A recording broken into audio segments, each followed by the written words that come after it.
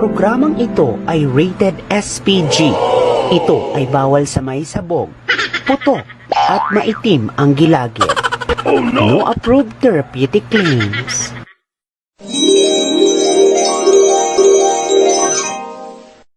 Sa isang malawak na kaharian, mayroong isang prinsesa. O huwag kayong ambisyosa, nagsilakihan ang mata ng mga lalaki. Char lang yan. Ito talaga siya. Prinsesa Snowbex. Char lang uli ang DN. Ito na, sisimulan ko na ang storya. Huwag kayong excited. Isang araw, hindi dalawa at hindi rin tatlo. Habang si Snowbex ay naglalaro ng Mobile Legends sa kanyang kwarto. Push na! Push na, guys! Push na yung stop! Sa akin yung red buff, ha? Killing spree! Ang kanyang stepmother na ang Tagalog ay tinapakang ina, etyos lang. Ang nasa kanyang lihim na silid. Salamin, salamin. Sabihin mo sa akin kung sino ang pinaka maganda sa buong kaharian. Wag! Walang iba, mahal na Reyna. Wag! Kundi ako, wag kang ambisyosa. Wag! Siya lang, mahal na Reyna. Wag! Siyempre ikaw, mahal na Reyna. Kinabukasan, hindi kahapon at hindi rin ngayon, muling nagtanong ang mahal na Reyna sa kanyang mahiwagang salamin. Salamin, salamin. Sabihin mo nga sa akin kung sino ang pinakamaganda sa buong kaharian. Walang iba, mahal na Reyna. Kundi si Snowbex.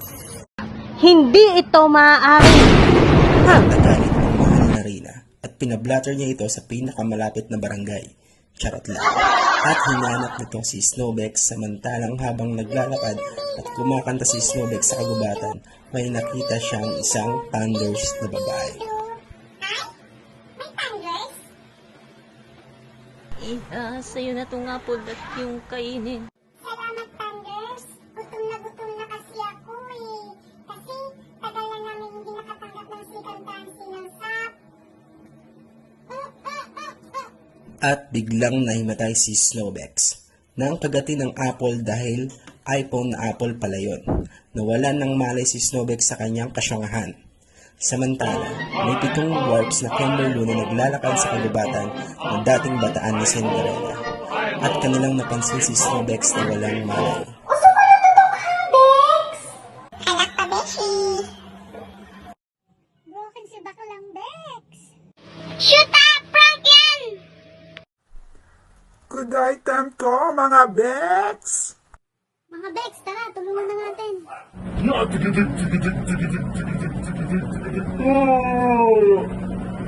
Oh, mga Bex, ano nangyari sa prinsesa? Na mukhang prinsipe. Char lang. Shoot ang prinsesa to, kinain yung iPhone na apple kaya nawala ng malay.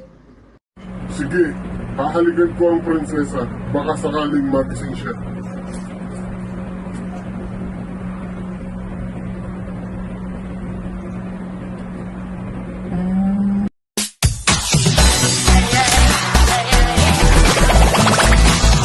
Finally, Ariel happened to me. One wash clean, sa labada for just $7.50. Finally, Ariel happened to me. Ang daan sa bulsa, cause it's just $7.50. Finally! Wow! Pilipinas, celebrate dahil finally 750 na lang ang one wash cream ng Ariel. Para kanino ka bumabangon?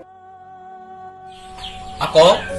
Bumabangon ako para sa aking mga pamilya. Lagi akong lasing sa umaga, lasing sa tanghali, at lasing din sa gabi. Dahil sa sobrang tapang ko, malapit na akong palayasin ng mga magulang ko. Ito ako ngayon, nag-iisa, naglalakbay sa gitna ng dilim. Lagi na lang. At yun na nga, pumapara-paraan ang prinsipe para malikan si Snowbex dahil may pagkapakbo itong prinsipe na to. Dahil ganun din ang kanyang ginawa sa kanyang ex na si Sleeping Beauty. Oh, bakit hindi pa rin nagigising ang prinsesa? Kahit tinaligan ko na.